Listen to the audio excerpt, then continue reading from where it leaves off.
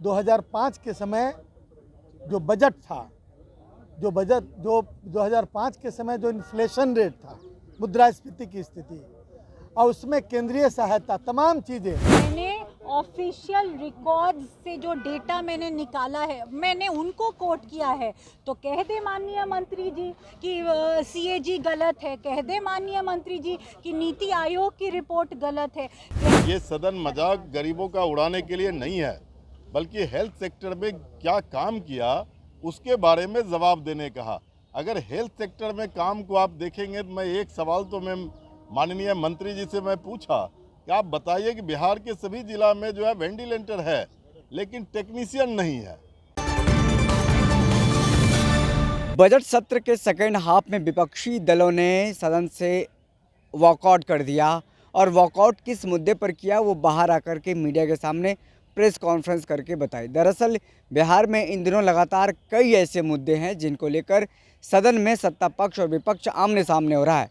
वहीं अगर हम बात करें बजट में जो स्वास्थ्य को लेकर के खर्च किया जाता है, उस खर्च का, उस बजट का हिसाब किताब को लेकर के हुए बिहार में अस्पताल की स्थितियां क्या है उसको लेकर के सवाल जवाब हुआ, जिस पर सरकार गुमराह करती रही और सही जवाब नहीं देती नजर आई। जो मंत्री हैं, जो संबंधित विभाग के मंत्री हैं, स्वास्थ्य विभाग को लेकर के लगातार जो सवाल उठ रहे हैं, विपक्षी दलों के विधायक ने क्या कुछ कहा। वॉकआउट करने के पीछे की वजह साफ तौर पर आलोक मेहता हैं और करिश्मा राय और अजय राय जो विपक्षी दलों के विधायक हैं, क्या कुछ कहते नजर आ रहे हैं। सबसे पहले उनका बयान सुनिए। पूरे संपूर्ण विपक्ष ने बिहार विधानसभा में बहिर्गमन किया, वॉकआउट किया।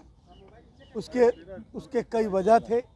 पहली वजह कि बिहार सरकार ने लगभग 22,000 करोड़ का बजट पेश किया, और उस संदर्भ में तमाम बातें कही जा रही हैं, लेकिन अंतिम व्यक्ति जिसको सुविधा मिलनी चाहिए थी, उस स्तर पर सुविधा की अभी बहुत कमी है। इस बात को विपक्ष के द्वारा जब गिनाया गया तो सत्ता पक्ष के लोगों ने तथाकथित रूप से 2005 के पिच पहले का जिक्र किया। इसके पहले भी सदन में इस तरह की बातें हुई हैं, लेकिन हम लोगों ने उस बात को याद कराया कि 2005 के समय जो बजट था, जो 2005 के समय जो इन्फ्लेशन रेट था, मुद्रास्फीति की स्थिति, और उसमें केंद्रीय सहायता, तमाम चीज़ें, उस समय सोना का भाव 7,000 रुपये, 6,000 रुपये 10 ग्राम हुआ करता था। आज सोना का भाव कितना है? 1.5 लाख से 1,75,000 रुपये प्रति 10 ग्राम। आप जब इस दर से आप महसूस कर सकते हैं कि किसी भी कार्य को करने के लिए 2005 से यदि तुलना आप करेंगे तो उसी रेशियो में बाकी चीज़ों को भी देखना पड़ेगा। तो ये बिल्कुल गलत ढंग से और भ्रामक ढंग से लोगों को भ्रमित करने की कोशिश होती रही, और उसी क्रम में चरवाहा विद्यालय का नाम आया। जिस चरवाहा विद्यालय के कंसेप्ट को पूरी दुनिया ने सराहा, यूनाइटेड नेशंस ने उसके बारे में बहुत अच्छी और बड़ी बातें कही, उसको लेकर इस तरह से हे दृष्टि के साथ उन चरवाहों और हलवाहों के प्रति अपमानजनक भाषा का प्रयोग किया गया एनडीए के माननीय सदस्यों द्वारा, जिसका हम लोगों ने विरोध किया। और तमाम चीज़ों के बाद अंत में बात यह है कि सरकार इतना बजट पर खर्च करती है, लेकिन आज भी हजारों लाखों बिहार के गरीब लोग हैं जो पटना इलाज कराने आते हैं, तो दलालों के द्वारा प्राइवेट अस्पतालों में, कुछ मैं सभी के बारे में नहीं कह रहा हूँ, लेकिन बहुत सारे प्राइवेट अस्पतालों में ले जाकर उन्हें भर्ती करा देते हैं। न वहाँ एक्सपर्ट का ठिकाना है, न इक्विपमेंट का ठिकाना है, और बंधक की तरह उसे वहाँ पर बना के रखा जाता है। जब मरीज की मृत्यु हो जाती है तो वेंटिलेटर पर उसको मरे हुए अवस्था में रखकर और प्रतिदिन के हिसाब से उसे पैसा वसूला जाता है, उन्हें टॉर्चर किया जाता है। इन तमाम चीज़ों पर सरकार का नियंत्रण होना चाहिए था। सरकार इसमें बिल्कुल पूरी तरह फेल है। इसलिए इन तमाम बातों को लेकर हम लोगों ने सरकार की जो विफलता है इस क्षेत्र में, उसको लेकर हम लोगों ने वॉकआउट किया। सदन में मैंने कुछ पॉइंट्स रखे, वो मेरे कुछ वो रेटरिक टाइप के नहीं थे। मैंने ऑफिशियल रिकॉर्ड्स से जो डेटा मैंने निकाला है मैंने उनको कोट किया है। तो कह दे माननीय मंत्री जी कि सीएजी गलत है, कह दे माननीय मंत्री जी कि नीति आयोग की रिपोर्ट गलत है, कह दे माननीय मंत्री जी कि नेशनल हेल्थ पॉलिसी की जो रिपोर्ट है वो भी गलत है। वो मेरे से कह रहे आप अस्पताल चलिए घुमाएंगे। अरे भाई यहाँ घुमाने की बात कहाँ आती है? आपने जो बद इंतज़ामी का आलम पूरे बिहार में कर रखा है, आपकी जवाबदेही उस पे बनती है। जो sustainable development goal India index है उसमें तो बिहार सबसे ऊपर है। लगभग 34% बिहार की आबादी बहुआयामी रूप से गरीब है। 41% बच्चे यहाँ के अंडरवेट है, 43% बच्चे यहाँ के यहाँ पे 23% बच्चे यहाँ के स्टंटेड है। आप किसकी कौन से ग्रोथ की बात कर रहे हैं? आप कौन से बदले हुए बिहार की बात कर रहे हैं? 74% सर्जन्स की कमी है हमारे पीएचसीज और सीएचसीज में, रूरल इंफ्रास्ट्रक्चर में। ये कह रहे हैं आपको अस्पताल घुमाता हूँ, आपका यही काम रह गया है? आपने व्यवस्था क्यों नहीं सुदृढ़ की? आपका काम है एज हेल्थ मिनिस्टर व्यवस्था को सुदृढ़ करना। मैंने तो कहा कि 1% से भी कम बजट है मेंटल हेल्थ कंडीशन के तरफ, उसमें भी वो कह रहे हैं मैं अस्पताल घुमाता हूँ। ये तो सच बात है। या कह दे कि नीति आयोग जो सेंट्रल गवर्नमेंट का की ही एजेंसी कह दे कि गलत है, कह दे कि सीएजी रिपोर्ट गलत है, नेशनल हेल्थ पॉलिसी को गलत बता रहे हैं। मैंने तो बस सरकारी आंकड़ों को कोट किया है।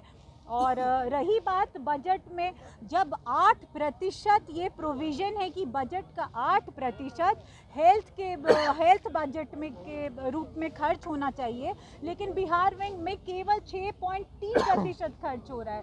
तो इसमें क्या? इसमें तो ये जो रिपोर्ट है सरकारी आंकड़े में वो कोट कर रही हूँ। ये आपको बताना चाहते हैं वॉकआउट हम लोगों ने क्यों किया, उसके मुख्य आधार है जिसके बारे में आलोक जी ने विस्तार से चर्चा किया। ये सदन मजाक गरीबों का उड़ाने के लिए नहीं है, बल्कि हेल्थ सेक्टर में क्या काम किया उसके बारे में जवाब देने कहा। अगर हेल्थ सेक्टर में काम को आप देखेंगे तो मैं एक सवाल तो मैं माननीय मंत्री जी से मैं पूछा कि आप बताइए कि बिहार के सभी जिला में जो है वेंटिलेटर है लेकिन टेक्नीशियन नहीं है। अब बिना टेक्नीशियन का वेंटिलेटर रखे हुए अरबों रुपये के खर्च करके आप जो लाके हॉस्पिटल में दिया, यह तो जवाब दो ना कि उसको चला क्यों नहीं रहे हो। अब इसका जवाब उनके पास नहीं है, कोई ठोस सवाल का जवाब नहीं है।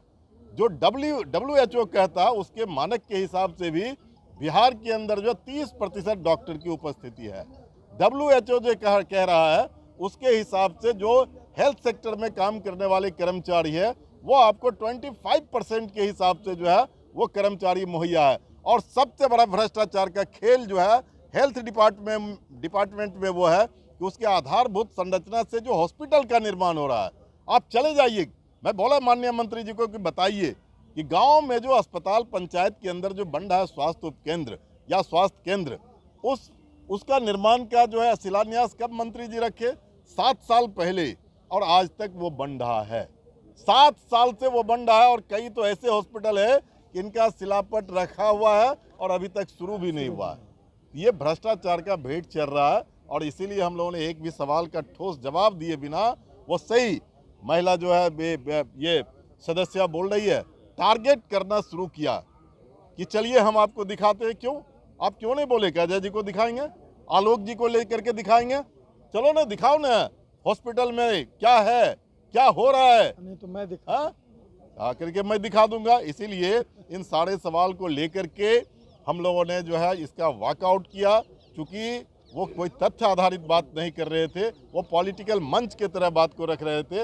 ये सदन पॉलिटिकल मंच नहीं है, ये सदन जनता के सवाल को रखने और उसके निदान के रास्ते को खोलता है और उसको वो बंद कर रहे थे। इसीलिए पूरा विपक्ष एकताबद्ध होकर के सदन का वॉकआउट किया। तो आप सुन रहे थे विपक्षी दलों के विधायकों का, आरजेडी के विधायक आलोक मेहता साफ तौर पर उन्होंने कहा कि सेकंड हाफ में वॉकआउट कर दिया है। जिस तरीके से गुमराह किया जा रहा है, जो जनता के मुद्दे हैं उस मुद्दा को नहीं लिया जा रहा है, और जो हमने सवाल पूछे, जो प्रश्न पूछे, तो उसका उचित सवाल प्रश्न का जवाब नहीं मिल रहा है। और जिस तरीके से कहा जाता है कि स्वास्थ्य को लेकर के अस्पतालों की जो स्थिति है और फिर अस्पतालों में जो प्राइवेट जो अस्पताल हैं उसमें जो ज़बरदस्ती लोगों को बंधक बना करके इलाज किया जाता है, रखा जाता है, मनमानी पैसे वसूले जाता है, इस पर क्या कार्रवाई कर रही है सरकार?